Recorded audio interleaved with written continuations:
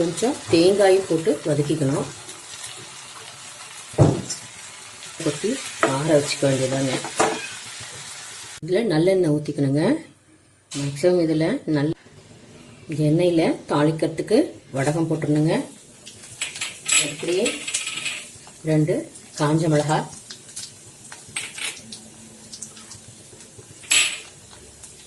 பூண்டு கொஞ்சங்க, ஒரு 10 பூண்டு பல், அதில் 2 கருவேப்பிலை போட்டுங்க.